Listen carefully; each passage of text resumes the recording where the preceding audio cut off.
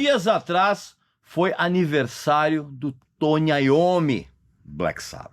75 anos. E nesse vídeo eu tenho algumas coisas a falar a respeito dele. Pro bem e pro mal. Presta atenção.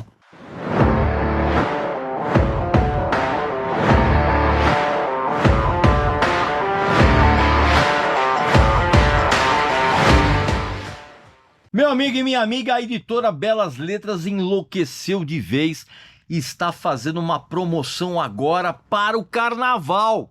É 30% de desconto em 3 dos seus melhores livros, livros espetaculares, mas só que essa promoção só vale até a quarta-feira de cinzas, meu amigo e minha amiga. E é uma promoção tão maluca que tem um cupom exclusivo para elas. Já vou explicar. Os 3 livros são Iron Maiden, álbum por álbum, um livro sensacional do grande escritor Martin Popoff, onde ele disseca todas as histórias de todos os álbuns do Iron Maiden. Cara, é um negócio sensacional, cheio de informações que vai deixar você de queixo caído. O outro livro também vai deixar você de queixo caído, porque é o livro a respeito do Rust in Peace, o álbum mais famoso do Megadeth, cara. E o próprio Dave Mustaine conta histórias aqui absurdas a respeito dessa época e da gravação desse disco, que é um disco lendário. Você também vai ficar de queixo caído com as histórias por trás desse disco. E também você vai ficar de queixo caído, cara, com a sinceridade absurda do Dee Snider. Nesse livro aqui, ó, o Cala a Boca e Me Dá Esse Microfone. Ele conta histórias da vida dele, os bastidores do Twisted Sister, umas histórias simplesmente horripilantes e engraçadas ao mesmo tempo. São 3 livros incríveis. E meu amigo, pra você ter uma ideia, você vai ter um cupom de desconto exclusivo. Você vai clicar aqui embaixo e vai preencher o cupom de desconto com Carna Regis. Isso mesmo, Carna Regis. Tudo em minúsculas, escrito tudo junto. E aí, na hora de finalizar a compra desses livros, você vai ter 30% de descontos. Mas lembre-se, esse desconto vale até a quarta-feira agora, carnaval, quarta-feira de cinza. Depois, não tem mais. E são livros espetaculares que eu recomendo veementemente. Então, não perca essa oportunidade. Não esquece. Clica aqui embaixo, o cupom de desconto agora é Carna Regis, tá legal? E outra, lembro, só vai até quarta-feira, então não perca a oportunidade de você adquirir esses livros sensacionais e passar o carnaval longe dessas porcarias musicais, dessa bagunça toda, se informando, se instruindo e sabendo de histórias legais, tá bom? Não perca essa oportunidade. Meu amigo e minha amiga, dias atrás o Tony Iommi completou 75 anos, cara. E evidentemente que a gente tem que pensar que foi o aniversário do cara que, sem querer, ele, junto com o Black Sabbath, eles criaram o heavy metal. Só isso, tá? Eu já comento desde sempre, cara, que o Black Sabbath é o marco zero do metal, a partir do momento em que o riff de guitarra do Tony Iommi, junto com a banda, abre a canção Black Sabbath, né? A primeira canção do primeiro álbum. E aí, a partir daí, meu amigo, surgiu o heavy metal. E obviamente que esse disco aqui foi lançado numa sexta-feira 13, cara, em 1970.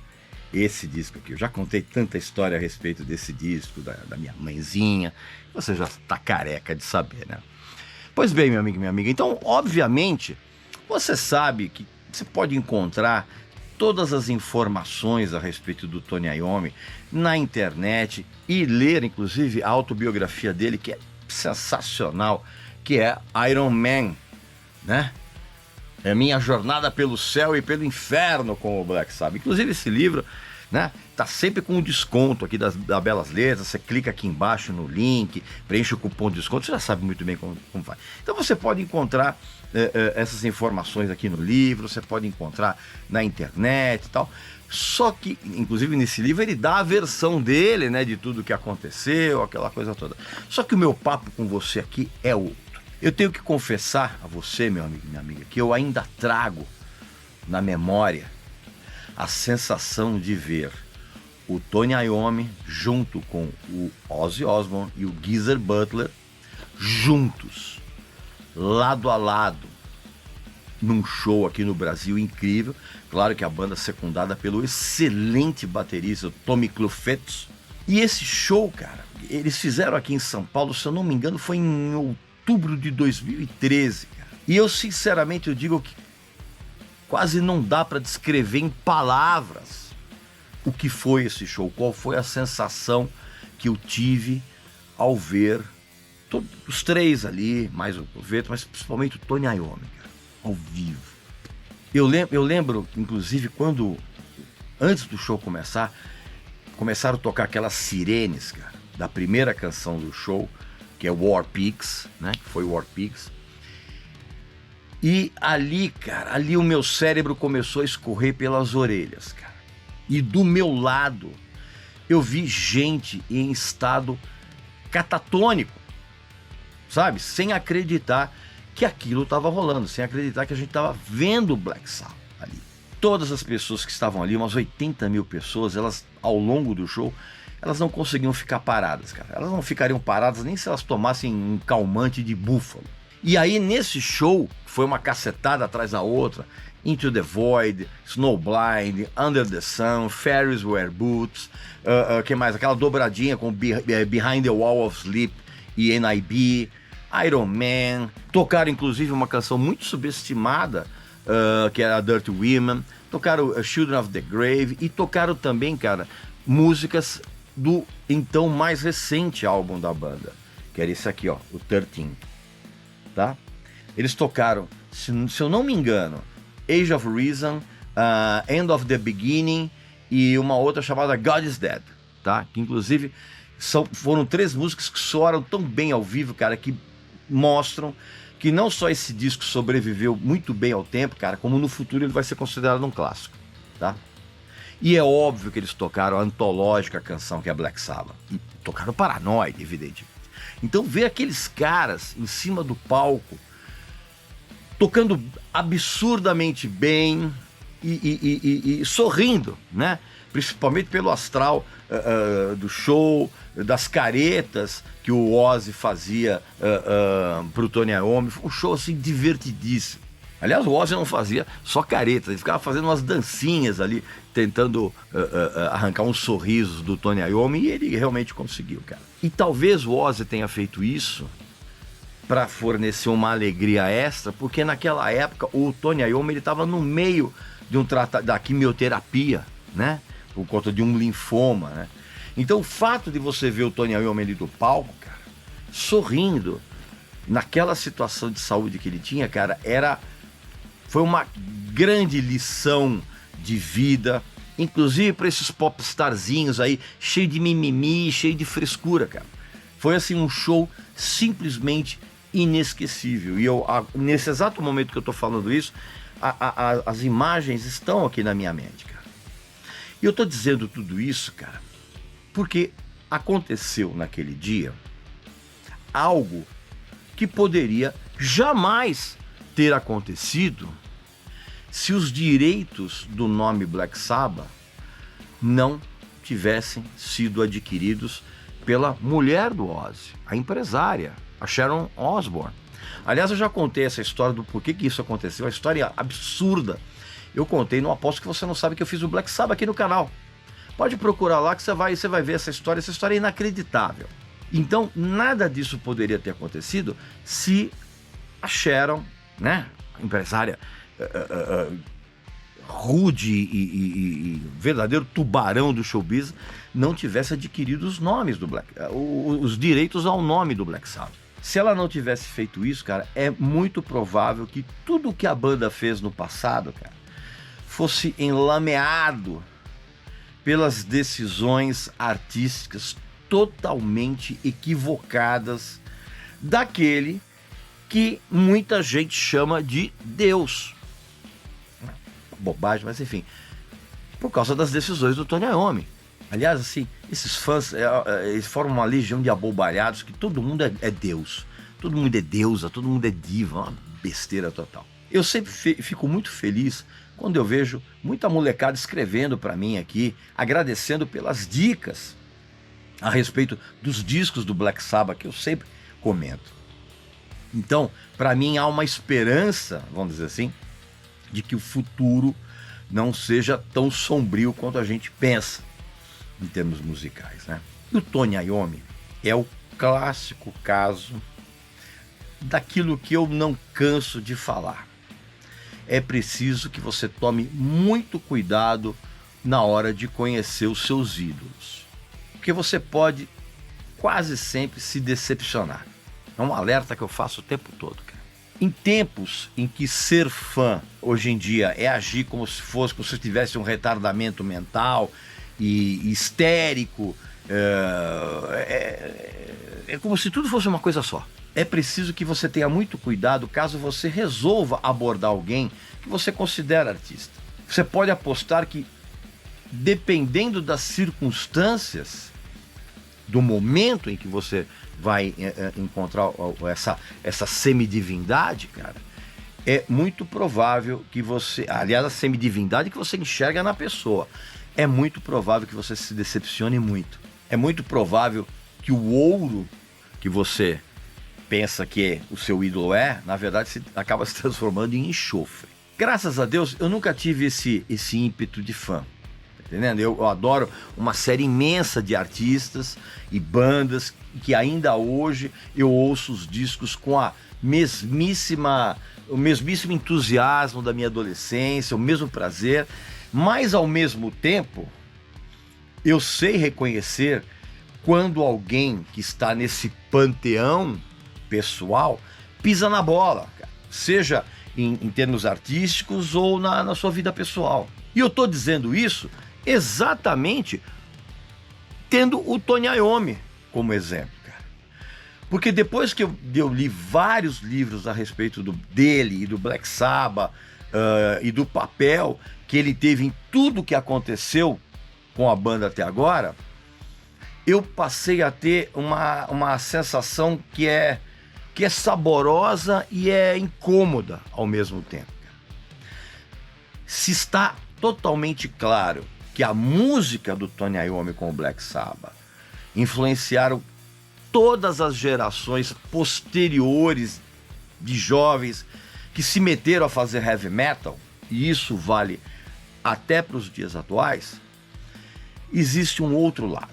E esse outro lado também é inegável, que os caras, inclusive, sempre tiveram na formação dele um quinto elemento em cima dos palcos, nos estúdios, nas fotos promocionais.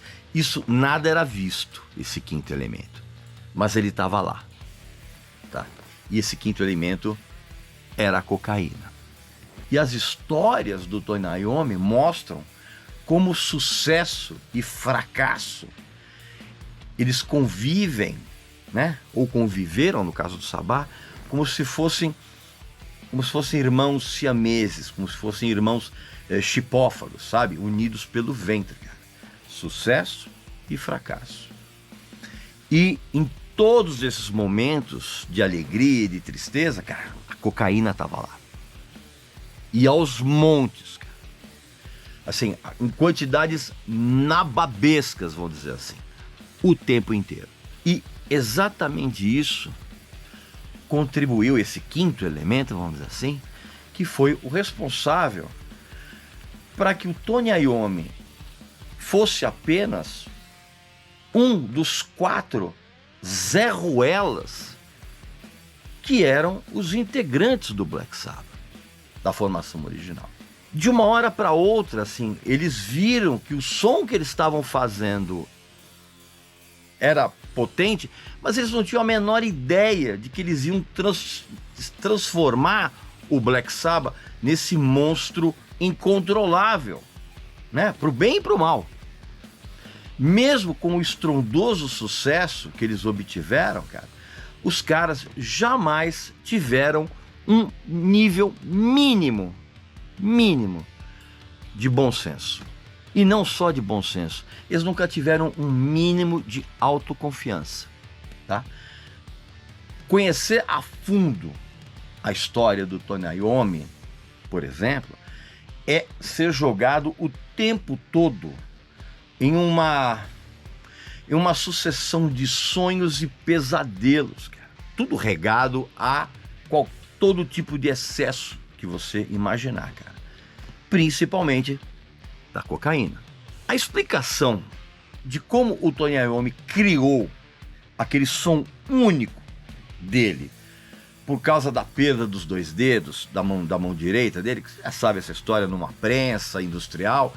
Essa história, cara, essa explicação, ela é tão absurda quanto sensacional para tudo aquilo que veio depois com o Black Sabbath e com o próprio heavy metal. Por outro lado, o ego desmedido, descontrolado do Tony Iommi, inflado às raias do infinito, justamente pela quantidade de cocaína que ele usava, né, do tamanho do Everest, fez com que ele tomasse decisões artísticas horríveis, tivesse um comportamento revoltante nos bastidores, na vida dele, e foi exatamente isso que fez com que, assim que ele tomou as rédeas do Black Sabbath, quando o Ozzy caiu fora, cara, ele fez a banda mergulhar num declínio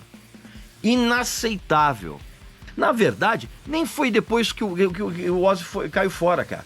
Ele, na verdade, o Tony Iommi fez a banda mergulhar nesse declínio inacreditável depois que o Ronnie James Dio saiu da banda pela primeira vez, substituindo o Ozzy. E o nome Black Sabbath só reencontrou alguma dignidade anos depois, quando o Dio voltou pro Black Sabbath, né? Temporariamente, e voltou. E também, quando a banda lá no final, cara, não podia mais usar o nome, junto com o Dio, teve que usar o nome de Heaven and Hell, porque o nome pertencia a Sharon.